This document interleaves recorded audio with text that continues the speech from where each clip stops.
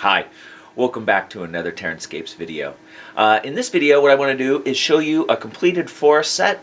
This was shown as a work in progress recently on the channel, and now all of the forests have been assembled.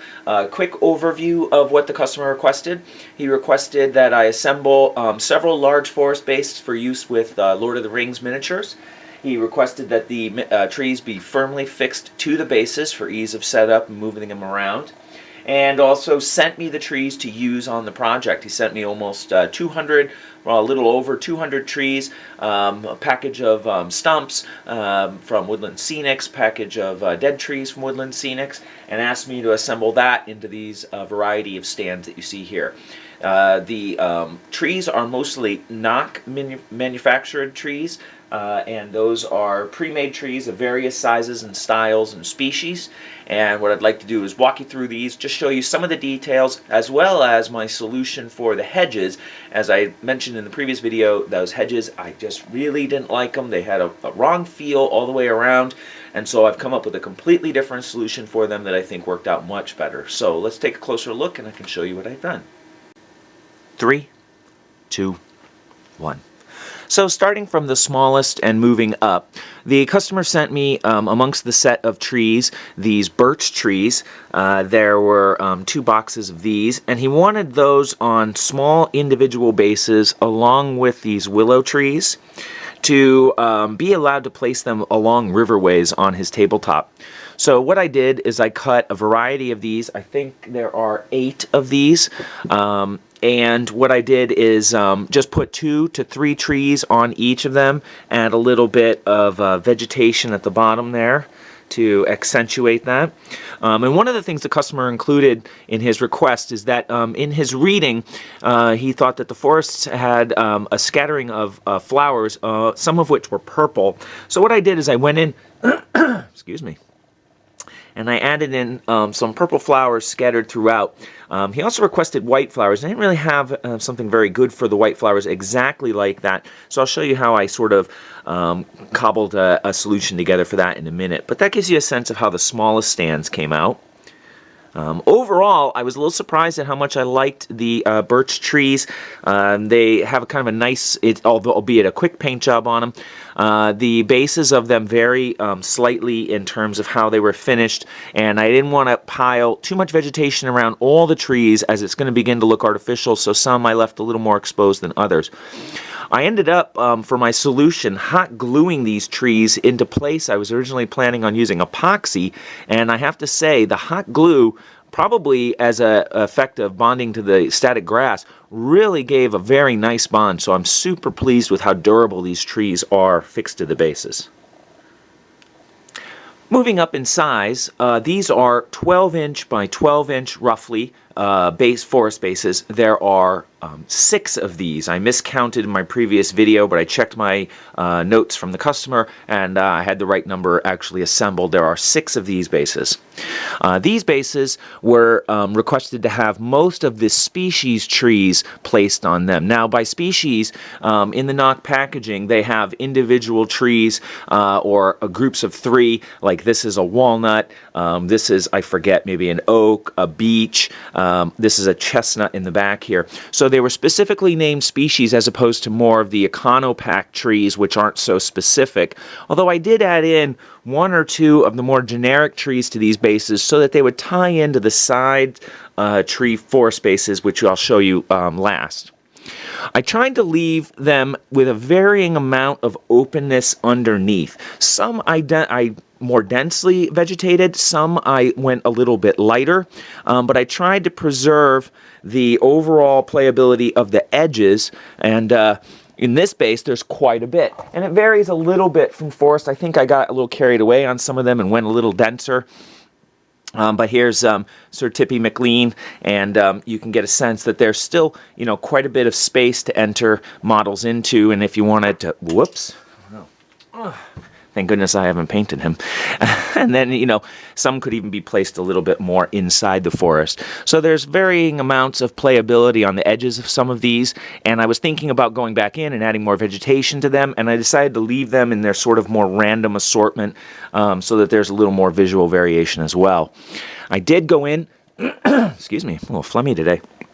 And I put in, let's see if that'll show, hopefully the lighting will catch it, I painted up the stumps, and I added those scattered around the bases hither and thither. Here you can see some of the rocks that were originally shown, another stump there. And they varied in size. There was about 10 or so cast individual pieces, and those were duplicated as there were 2 bags. Here you can see the hedges that I've done.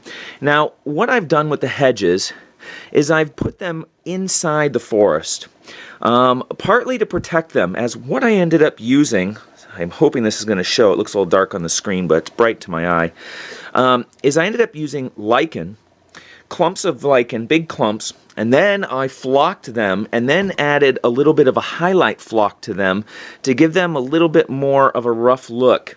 And I stacked them up about 1 inch to 1.5 inches high, and place them inside the forest so that it would protect them a little bit. Here's one. Let me move over here. Here's a little clump that's at the outer edge on this piece here. And we'll come up close on that and you can see. Now, one of the things that somebody had shown or commented in my previous video was that to have a natural look for a wild hedge, it's important that the bottom, undercut a little bit. And that gives it a sort of, it's growing away from the center look, and it helps accentuate its naturalism. That really comes through with the lichen, as it's got a lot of varying textures and shape to it. Here you can see this section here, sort of with its undercut and lots of nice, finely detailed points on it. That was something I really didn't like about the other ones. They just look too flat and uniform. So I've stacked them throughout inside the forest, and that kind of gives them a little bit of protection. Wrapped it around some of the trees, gave them some matte clear coating, and overall was really pleased with how those came out. So there are 6 of these bases. And here you can see one of the large bases. There are 4 of these. These bases measure 24 inches long by approximately 8 inches across. And on these, I just used whatever remaining species trees there were. I saved some. Well, actually, it just kind of worked out a little bit, but I had about 4 of these species trees to add to these bases.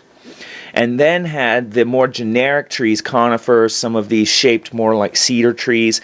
And between blending those, my hope was to be able to tie some of the appearance of these to the center base forests, and then that way it doesn't look like there's a real disjointed connection between the 2 sets of bases.